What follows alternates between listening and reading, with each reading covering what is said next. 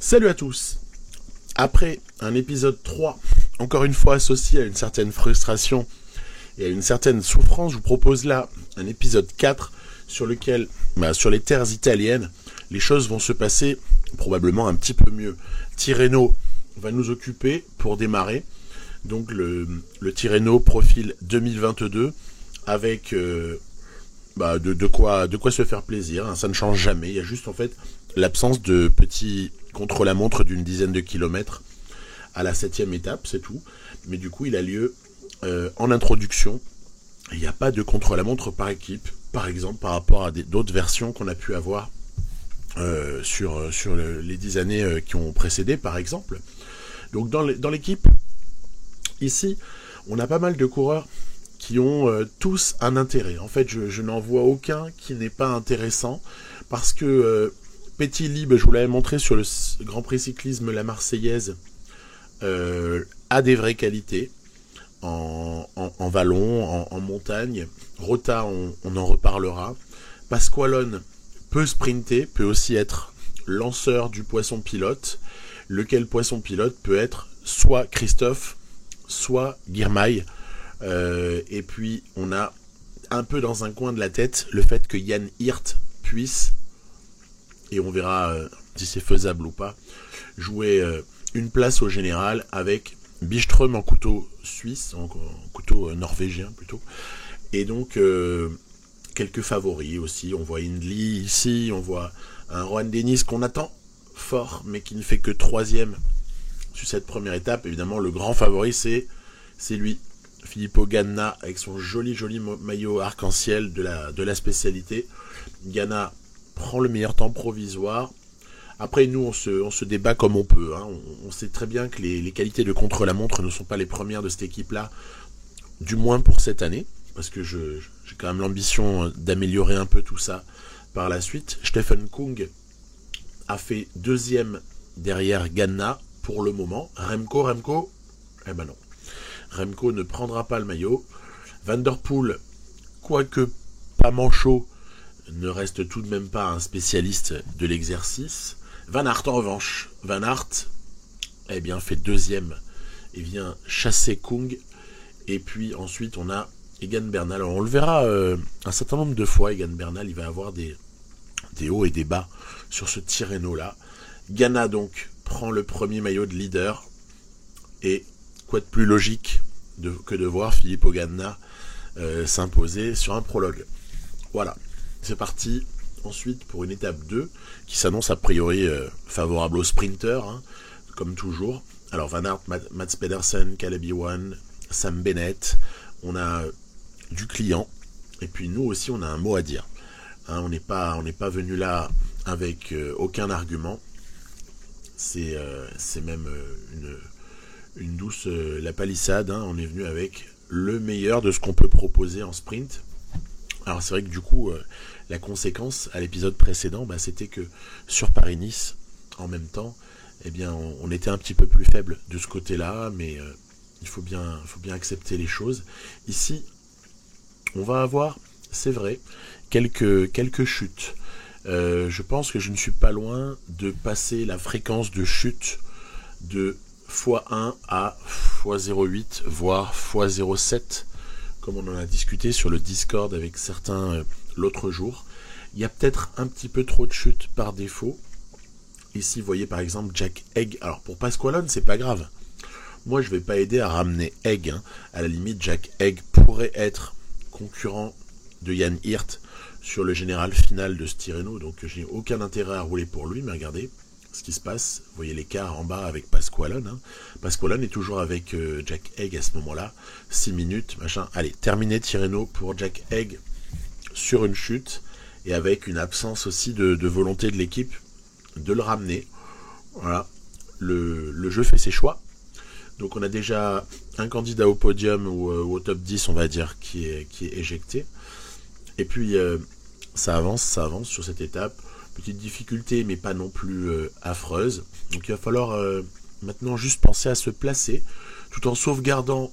Vous voyez ici les sprinters qui ont accéléré au moment de la distribution des points à l'intermédiaire. mais rien de bien significatif. Le maillot du classement par points peut nous intéresser ici. Il s'agira d'être placé, peut-être d'essayer de gagner une étape avec soit Girmay, soit Christophe. Après, sur la forme du jour, plus 3 Christophe, plus 1 Girmay, ça plaiderait plutôt en faveur d'Alexander Christophe. Toutefois, je vais vous expliquer pourquoi je mets Girmay en vrai sprinter et Christophe qui lui sert de poisson pilote. Parce qu'en fait, sur mes diverses courses de préparation, donc ça ne sert pas à rien en fait la préparation. Rota, je t'aurais commenté la fin ici. Christophe qui met Girmay sur orbite et Girmay qui sort à 800 mètres de l'arrivée, c'est peut-être un petit peu... Ouais, c'était un petit peu trop tôt. C'est dommage. Trop tôt ou trop tard, c'est selon. En tout cas, c'était pas dans le bon timing, puisque ça va nous faire une deuxième place. Ici, c'est Alberto Dainese qui a jailli de la meilleure des manières. Consoni vient compléter le podium avec Philipsen, Pedersen, Van Aert, Demar, Gaviria, Nizzolo, Sam Bennett. Il y a un gros top 10 là, au niveau du sprint mondial. Donc pourquoi est-ce que je mets Christophe en poisson pilote ? Bien, pour 2 raisons.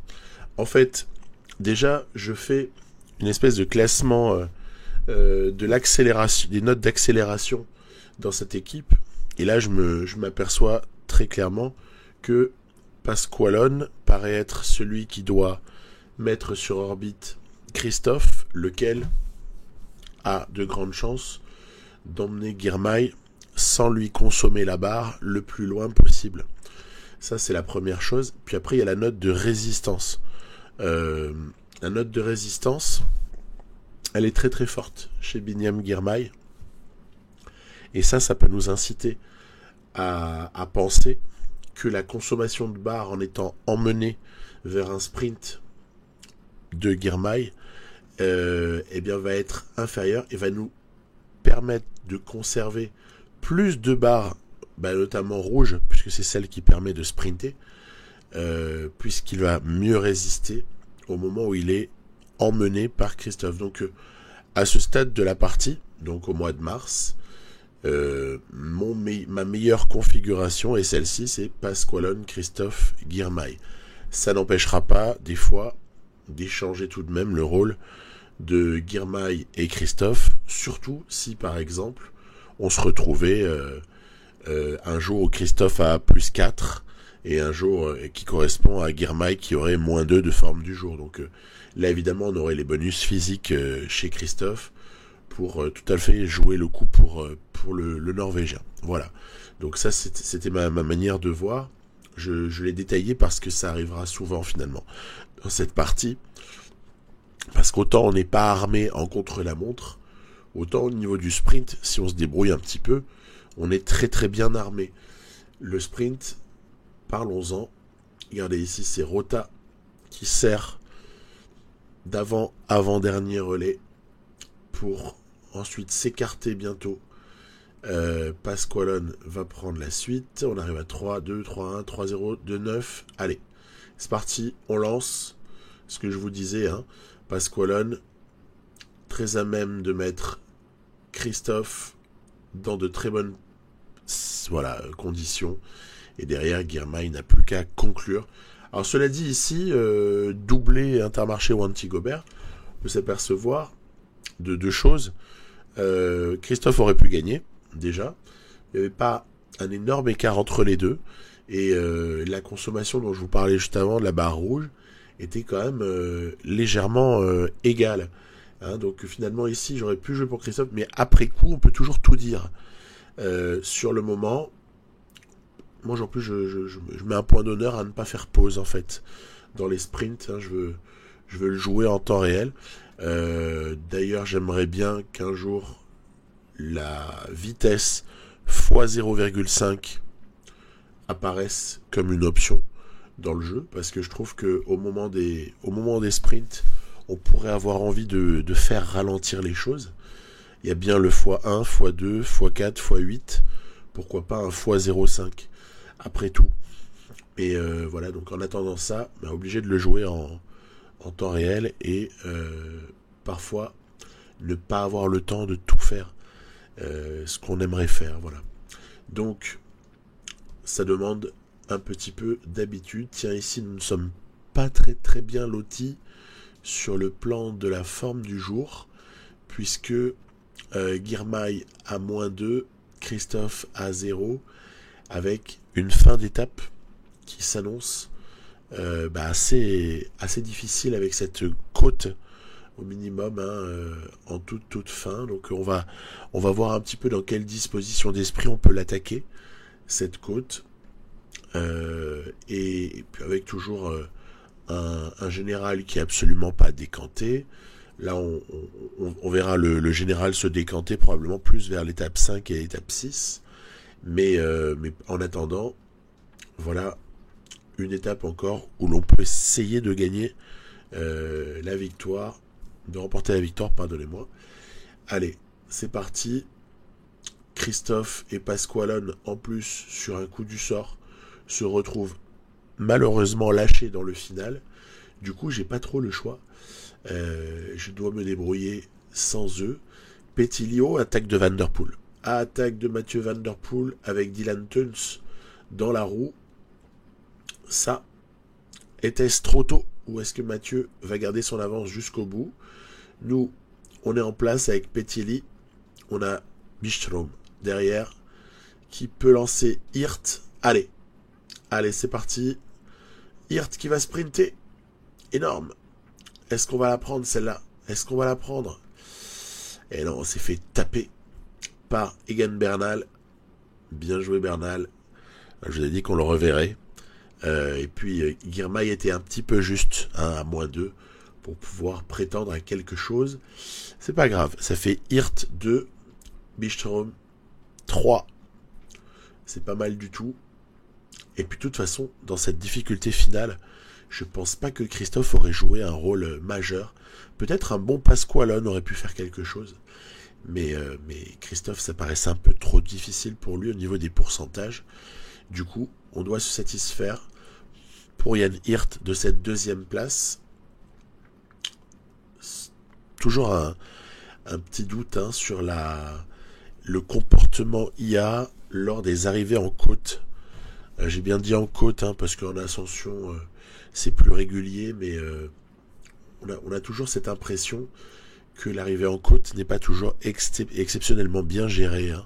Je ne sais pas ce que vous en dites dans vos parties, mais c'est un constat que je fais de temps en temps. Ensuite, étape 5. Bon, là encore, ça s'agite sur la fin de l'étape. Et que penser de ce final? Qu'on a un mot à dire. On a un mot à dire.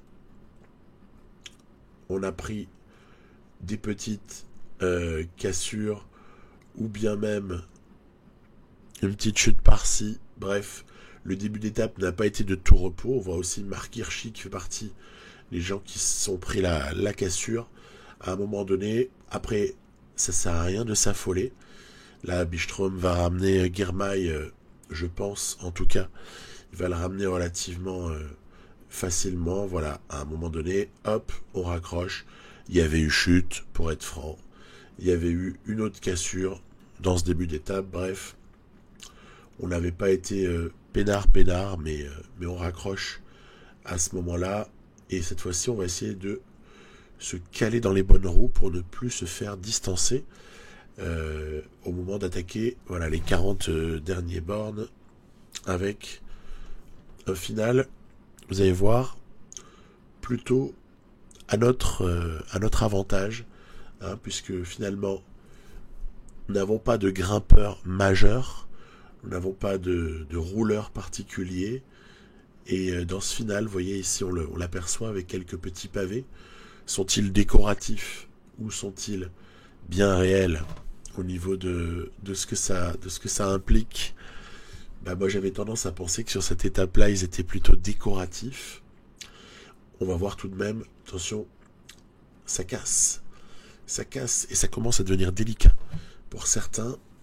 Allez, Hirt continue ici son boulot pour emmener Byström et Rota, qui sont eux en très très bonne forme du jour. Donc on va pas on va pas se priver de les utiliser. Vous voyez, Girmay, encore une fois, un petit peu trop juste. J'ai eu pas mal de -2 avec Girmay sur ce Tirreno. Il n'était pas en bonne forme, ça arrive. Son pic de forme va arriver bientôt. Pour Milan-San Remo, on l'aura. Donc, chacun son petit moment de gloire. Allez, 5 km environ.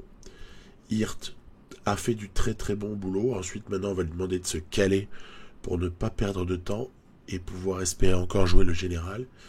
Toutefois, Byström va être chargé de jouer le coup pour Rota. Oui, je vais jouer le coup pour Lorenzo Rota, qui paraît avoir des arguments ici. 2,4, 3, 2. Et Byström qui continue son excellent boulot. On arrive à la flamme rouge. Et ouais, il y a quelque chose à faire ici. On passe au sprint. Et là, vous vous dites, quoi? Encore un doublé Intermarché ou Anti-Gobert? Bah, pas vraiment, regardez bien. Rota, derrière Pedersen et Van Aert, aurait totalement repris Byström. Donc, on a eu bien raison de pousser le truc. Il a fallu, dans cette fin d'étape, beaucoup de vivacité, je dirais, dans les attaques. Et pour pouvoir l'emporter. En tout cas, très très jolie victoire de Lorenzo Rota. Ouais, parce que sinon, on se fait avoir complètement sur l'accélération finale des tout meilleurs. Hein. Donc, là-dessus, pas de blague. Rota, pour peut-être son premier fait d'armes hein, intéressant dans cette carrière. Rota qui s'impose comme ça sur une étape de Tirreno au nez à la barbe de deux coureurs assez majeurs. Donc, très très bien pour nous. Notera encore une fois le très bon travail de Byström. Byström qu'on retrouvera un petit peu plus loin dans la saison avec de vraies qualités. Il est assez intéressant ce coureur, vraiment. Hein. Oh, il n'y a pas que le fait de l'avoir vu exposé dans les caméras du monde entier sur le Tour de France lors de l'étape 2 où il avait un petit mano à mano avec Magnus Cort Nielsen, mais non, très sympathique comme coureur et très intéressant dans la partie. C'est parti ensuite pour l'étape 6. Donc comme on le voit bien, ça s'annonce très très difficile. Et l'échappée, ouais, parce que cette fois-ci, je me décide d'y aller dans l'échappée. Je me dis que Lorenzo Rota, soutenu par Simone Pettilli, doivent arriver à nous proposer quelque chose et retrouver ainsi peut-être l'esprit de l'équipe qui est bien souvent de partir en échappée. Ouais, je l'ai pas fait trop sur les étapes où je pouvais espérer gagner au sprint, puisque là on était en situation de plutôt gérer nos efforts et accompagner les tout meilleurs sprinters. Là, en revanche, on joue le coup à fond. Échappée possible sur cette étape-là. Rota en plus a un joli retard au général. 3 minutes, ça n'est pas exceptionnel pour que le peloton nous lâche et nous laisse partir, vraiment se désintéresse de l'échappée, mais c'est suffisant quand même pour s'en aller. Allez, c'est Jack Haig également, on l'a vu, et précédemment lâché dans ce Tirreno. C'était au tout début, je vous ai montré le moment où il prend une cassure suite à une chute et il rebouge jamais, il revient jamais, personne fait l'effort chez Bahrain Victorious pour le remonter. Bon bah voilà, il en a profité pour s'échapper, excellent choix. Et on aborde comme ça le Monte Carpegna qui va être grimpé 2 fois. Donc là, j'ai envie de faire le ménage un peu avec Lorenzo Rota après que Simone Pettilli ait donné tout ce qu'il avait à donner. Vous avez vu un petit halte souris pour zoomer un peu, sinon on a que des arbres, on voit que la végétation. Donc là ici, on se retrouve en gros plan sur les coureurs. Rota et Haig paraissent en mesure de lâcher Gianni Moscon sur cette première ascension du Monte Carpegna. Et le problème, c'est que regardez, Jack Haig semble probablement un petit peu plus fort aussi que Lorenzo Rota, ce qui va malheureusement faire que Rota doit laisser partir l'Australien qui s'envole, semble-t-il, pour une jolie victoire. Eh ben, pas sûr, regardez. On a Hindley et Masnada juste avant le sommet qui passe Rota, lequel évidemment va faire ce qu'il peut dans la descente pour reprendre Masnada, voilà, et Hindley. Et derrière, on a Egan Bernal avec un équipier. Donc, qu'est-ce que ça traduit, ça? Que pendant qu'on avait les yeux rivés sur l'échappée, en fait, dans le peloton, ça a bougé. Et on a eu comme ça Masnada et Hindley qui sont sortis. Bernal qui a tenté aussi de partir. Et derrière, ça n'a pas bougé. Donc, il se passe quoi? Là, il se passe un véritable tremblement de terre sur ce Tirreno, à savoir qu'on va assister à ce qu'on ne pensait pas, sûrement un bouleversement du général, puisque les tout meilleurs se sont fait lâcher. On pense aussi à Van Aert, on pense à ceux qu'on aurait pu attendre présents. En tout cas, il y en a un qui pense pas à grand chose, il pense juste à distancer tout le monde, c'est Masnada. Très très fort Masnada ici. Il reste encore 1 kilomètre quasiment pour creuser l'avance, l'écart avec ses poursuivants. Bernal a craqué. Rota ne pourra jamais reprendre apparemment Jack Haig ni Jay Hindley, pendant que Masnada déjà s'est envolé littéralement et possède près de 2 minutes d'avance sur Rota. Ça va être une étape qui va bouleverser ici le général. Et à ma grande surprise, Hirt, comme Evenepoel par exemple, a très très mal vécu cette double ascension du Monte Carpegna. Et c'est Byström qui se retrouve à être le deuxième meilleur en capacité de performer ce jour. Alors on a Michael Matthews avec nous. Rota, ça ralentit. Pourquoi? Parce que Masnada a déjà franchi la ligne. Et derrière, c'est sauf qui peut. Allez, sauf qui peut. Donc, deuxième place pour Hindley. Troisième, Haig, pardon. Matthews, 4. Rota, 5. Derrière, même Bernal va complètement être à la rue. Vingegaard va être complètement aussi aux fraises. Bref, moi j'attendais le Danois sur ce Tirreno, puisque Roglic ne paraissait pas présent. Il était sur Paris-Nice, souvenez-vous. Mais en vérité, Vingegaard va prendre assez cher là-dessus. Tout le monde va prendre très très cher. Et je comprends pas du tout pourquoi Van Aert s'est relevé à ce point-là. Van Aert, on va le voir arriver très très longtemps après. Voilà, même Pedersen arrive avant. Aramburu, voilà, Van Aert arrive 11 minutes après Masnada. Pour moi, Van Aert, avec ses capacités physiques, et ne serait-ce que le petit 74 de montagne, et toutes les autres notes qui sont quasiment en rouge, doit limite gagner cette étape-là, quoi. Enfin, en tout cas, il doit pas prendre 11 minutes sur Masnada. Bon, il devait y avoir une mauvaise forme du jour. Et donc, c'est comme ça qu'on a une révolution en général avec Rota, 3e. L'échappée a donc bien servi l'Italien sur ce coup-là. Et puis, qu'est-ce qu'un Tirreno sans une étape 7 qui arrive à San Benedetto del Tronto? Ça va être donc du sprint qui nous est proposé a priori, même si l'étape est un peu agitée là vers le début, parce que les prises d'échappée sont pas évidentes. Il y a beaucoup d'activation de coureurs pour essayer de ne pas laisser sortir trop de coureurs en échappée. Ça, on connaît la règle, hein. Il y a toujours sur du plat comme ça, ce genre d'étape, c'est 3 ou 4 maximum, hein. Pas plus. Et puis là, regardez, il se passe quelque chose d'assez fâcheux. Chute de Bernal et Almeida.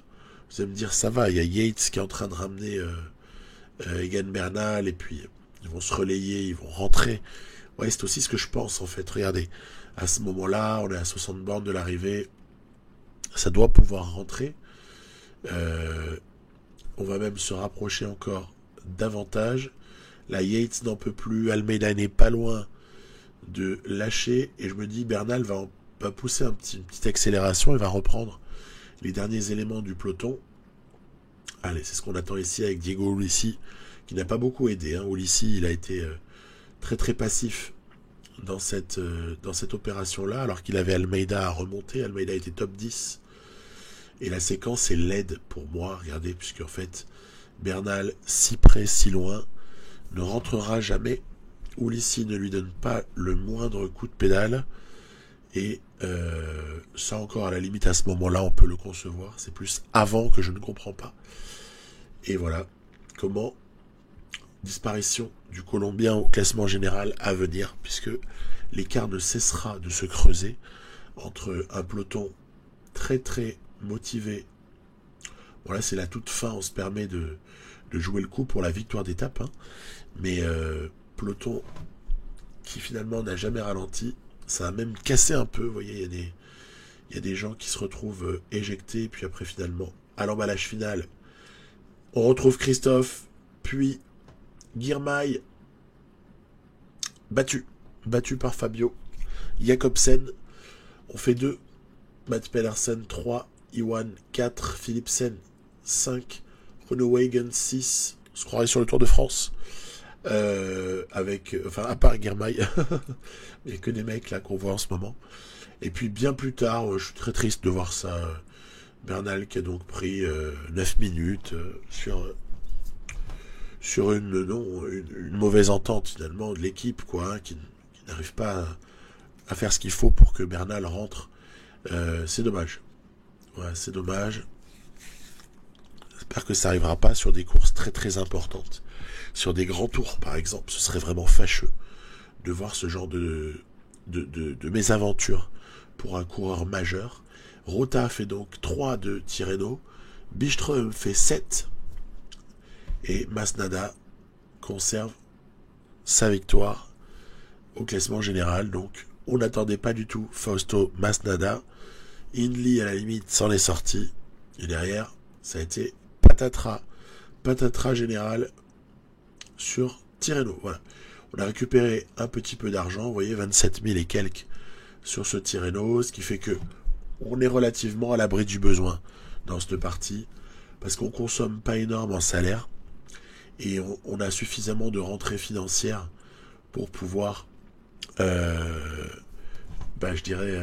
voir l'avenir sereinement et notamment pouvoir recruter tranquillou quand le moment sera venu. Milan-San Remo est donc la suite logique dans cette partie. Et j'avais mis un objectif pour Girmay, hein, d'accord ? Pour moi, Milan-San Remo était le premier objectif de la saison de Biniam Girmay. Christophe apparaît dans les favoris. Et on a Van Aert qui est présent. Stuyven également. On a comme ça du beau monde, heureusement. À noter que, attention, je vais vous lâcher un truc là qui est assez choquant. Pogačar, voilà, qu'on aperçoit ici à l'image. Tadej Pogačar, Milan-San Remo, et sa première course de la saison. Ouais, vous ne rêvez pas, j'ai bien dit première course de la saison. C'est facile, hein, je suis allé voir un petit peu plus loin dans la carrière. Je suis allé voir l'année 2022, tout simplement, pour Pogačar dans cette partie. Et Pogačar ne sera même pas sur le Pays Basque. Pogačar a juste été aligné sur Milan-San Remo et le Tour de Catalogne. Basta. Il n'a rien couru d'autre. Vous allez me dire, il y a peut-être eu des blessures avant. J'ai surveillé, j'en ai pas vu beaucoup. Donc une programmation surprenante du côté UAE. On espère que ce n'est pas non plus annonciateur de mauvaises nouvelles sur le plan des start lists dans la partie. En tout cas, j'avais fait ce que je pouvais, c'est-à-dire attendre environ une semaine avant de démarrer ma partie pour prendre une database satisfaisante, pour attendre aussi les petits patchs, comme vous savez, pour éviter, vous savez, de démarrer une partie trop rapidement et qu'elle soit assez rapidement corrompue par des bugs non résolus. Mais pour autant, on espère, voilà, donc il n'y aura pas un problème sur les start lists ici. Allez, la Cipressa, tranquille, on est bien positionné. Ah bah c'est le moment ou jamais aujourd'hui pour jouer le coup au sprint, hein. On va pas partir à la cabine téléphonique, hein. Faut pas rêver, hein. Peut-être essayer de casser les habitudes sur PCM pour Milan-San Remo. Là je veux gagner au sprint. très clairement. Sauf si Hermans avait une opportunité, auquel cas on la saisirait en puncher. Mais sinon, c'est tout pour Girmay. Voilà. C'est pour ça qu'on fait le petit train Intermarché Wanty Gobert Matériaux à l'approche du Poggio. Le Poggio qu'on va attaquer avec probablement Van der Horn, après que Pasqualone se soit écarté. Van der Horn, et ensuite c'est notre ami évidemment Byström qui va être chargé de mettre sur orbite Hermans, et Girmay devra se débrouiller par la suite. En tout cas ici c'est Taco Van der Horn qui donne tout ce qu'il a à 95 en effort curseur. J'ai envie de dire, on se consomme pas trop comme sur une attaque. Par contre, on empêche qui que ce soit au niveau des punchers de renom, on les empêche de sortir. Donc c'est tout ce que je souhaitais, c'était maintenir un rythme suffisamment élevé. Après, Byström continue à entretenir ce rythme-là, et ensuite, quand on aura terminé la descente du Poggio, on va lancer au bon moment. Byström sera le lanceur du poisson pilote d'un jour, Quinten Hermans. C'est parti, gros effort pour Byström. Ouais, j'ai pas envie de voir Iwan et tout ça débarquer en fait, c'est pour ça. Byström, Hermans, la flamme rouge. Attention, Arnaud démarre. Ça passe. Ça passe pour Girmay qui s'impose assez largement ici devant Demar, Peter Sagan, un petit peu plus loin, Pedersen, Iwan, Van Aert, Matthews, Toiven. On a fait le boulot. Est-ce qu'on a énormément, tiens, on aperçoit Matej Mohoric. Est-ce qu'on a énormément de satisfaction de l'avoir fait? Je ne vais pas vous cacher que non. Hein, c'est pas malheureusement une victoire à Milan-San Remo sur Pro Cycling Manager. Bah, c'est pas forcément un grand moment d'émotion, parce qu'on connaît cette course, on sait que l'IA ne la gère pas exceptionnellement bien, et du coup on n'est pas forcément super ému de l'avoir fait. Alaphilippe n'a jamais existé, il est à côté de Pogačar ici, Pogačar qui pour moi là est placé trop bas. C'est pas possible. Quand tu t'appelles Pogačar sur Milan-San Remo, à part si tu veux faire de la figuration, il fallait nous en planter une. Déjà, préparer le terrain avec Team UAE, bref, provoquer des choses, et non pas se laisser imposer un train Intermarché Wanty Gobert. C'est pas possible. Regardez, voilà, il est là, mais ce qui est valable pour Pogačar est valable pour les autres. Hein. À quel moment est-ce que Quick-Step prend le contrôle de cette course? Jamais. À quel moment est-ce que Jumbo-Visma prend le contrôle de la course? Jamais non plus. À la limite, je vais vous dire, si toutes ces équipes-là assurent un peu le train et la reprise des échappées dans les capis, hein, avant la Cipressa. Mais sinon, on n'a à aucun moment un comportement d'une équipe qui veut gagner de la part de ces très très grosses équipes du World Tour. Ce qui fait que finalement, c'est assez aisément que Girmay s'impose. Bon, ce scénario-là, on l'aurait jamais eu dans la réalité, il faut quand même pas se le cacher. Hein. Voilà. Après, tant pis, on va vivre avec, hein, c'est pas grave non plus. Mais j'aurais aimé gagner de manière un peu plus serrée. Voilà ce que je cherche à dire. Ça fera de l'argent et un monument pour Girmay. Passons à la suite. La classique de Bruges-La Panne. Alors celle-ci, très très intéressante toujours. Il y a des zones de vent. Et ça, on peut s'en réjouir. Pourquoi?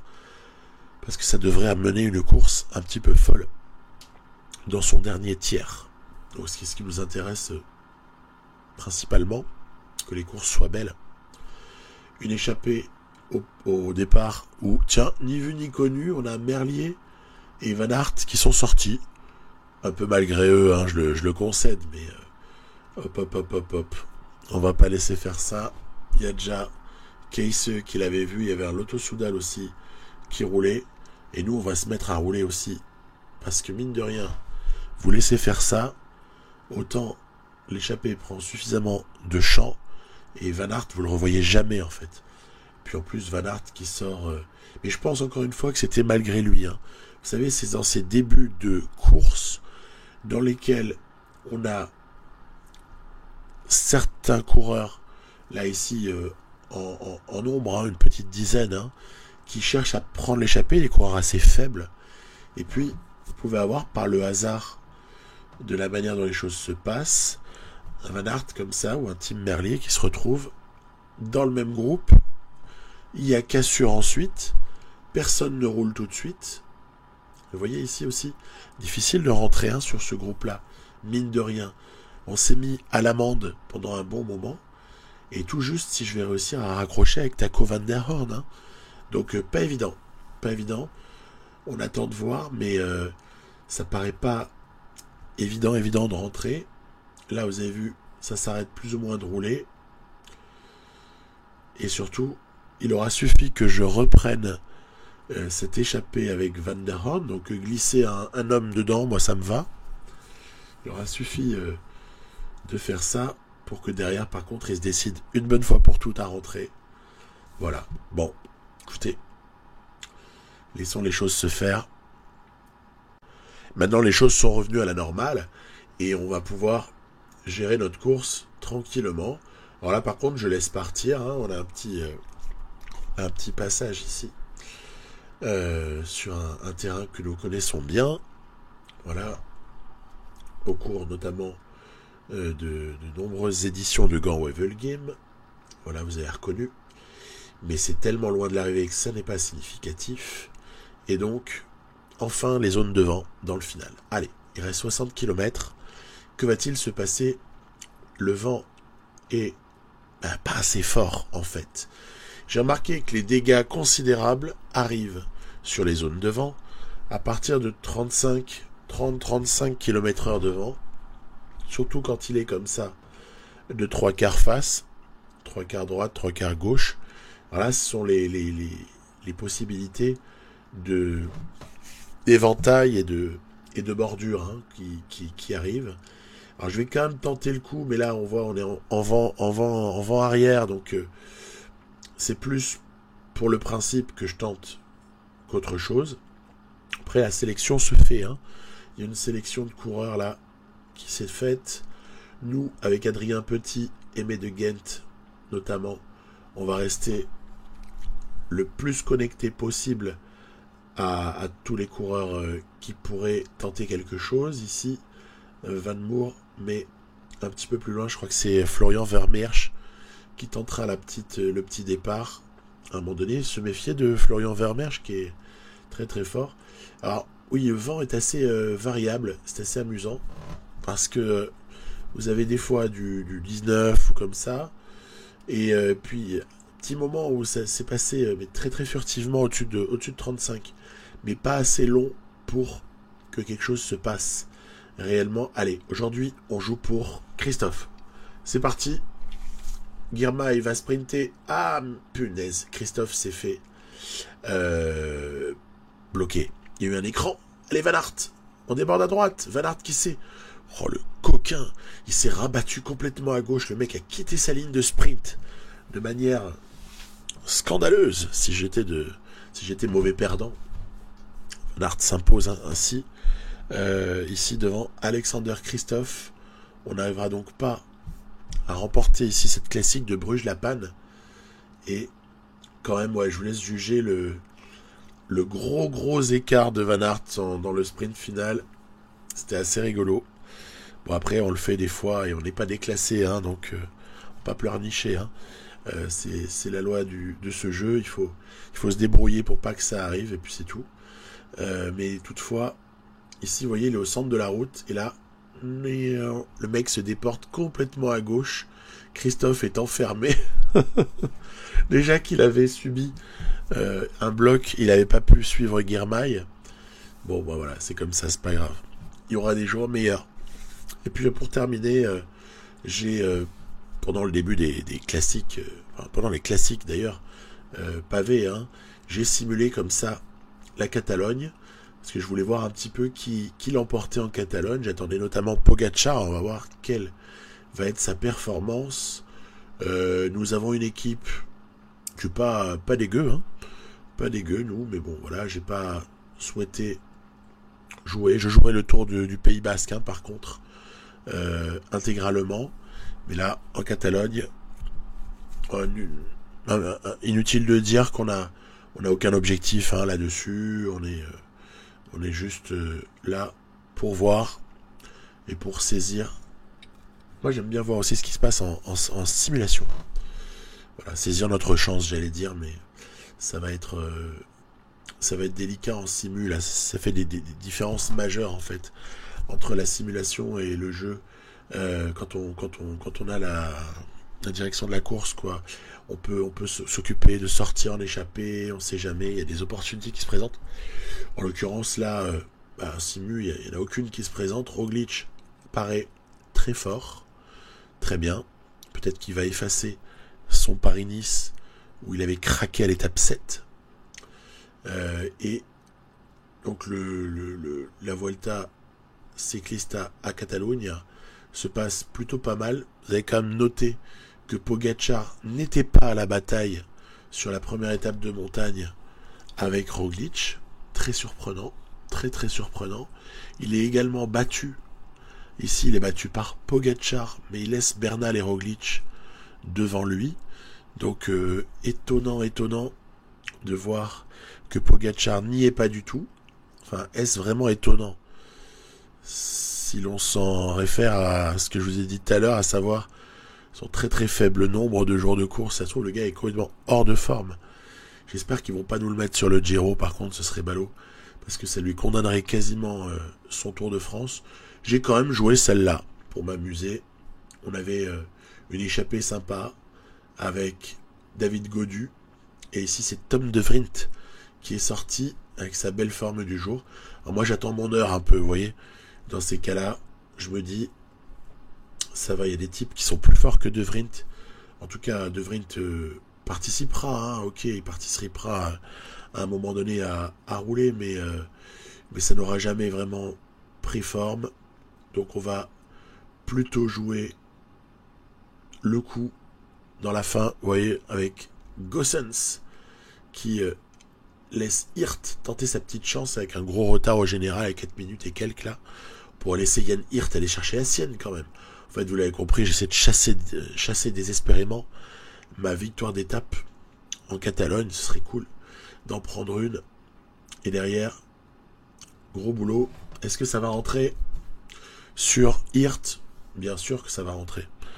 Quand même, pas croire qu'on va sortir avec Hirt et qu'on va s'imposer sur ce genre d'étape. Allez-moi ça. Fusée time.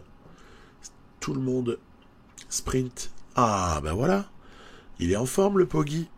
Il est en forme, il a tapé Bauhaus au sprint. J'ai envie de dire, tout va bien. Tout va très très bien. Donc Bauhaus, il doit pleurer là. Parce que se faire taper au sprint par Pogačar sur une étape qui normalement était pour le sprinter, bizarroïde. Pic, qu'on reverra ici ou là, notamment sur le Giro, puisque j'ai décidé de l'emmener là-bas. Donc on en parlera un petit peu plus de Barnabas Pic à l'occasion du Giro. Pour le moment, c'est pas réellement lui qui est mis en évidence dans cette partie-là de la saison. Et donc, ce Tour de Catalogne va s'achever tout simplement par la simu. Qu'est-ce qui va se passer sur l'étape 6? Encore Roglic sur du plat. Donc écoutez, les sprinters, faut changer de métier. Parce qu'en fait, sur Pro Cycling Manager, il y a plus vraiment grand-chose pour vous. Puisque même Pogačar et Roglic peuvent vous taper au sprint. Bon, on est en Catalogne, il n'y a pas les meilleurs. Je rigole. Il n'y a pas les tout meilleurs sprinters. Il y a rarement dans le jeu les tout meilleurs sprinters en Catalogne. Et encore Roglic qui s'impose sur l'étape 7, cette fois-ci, confortant ainsi sa victoire. Pogačar aura donc été 13e en Catalogne. Dites-moi, il s'en est passé des choses bizarres dans cet épisode. Eh bien, je vous dis rendez-vous à l'épisode 5, où là, promet encore quelques éléments un peu bizarres, mais surtout du grand spectacle sur les classiques. À plus.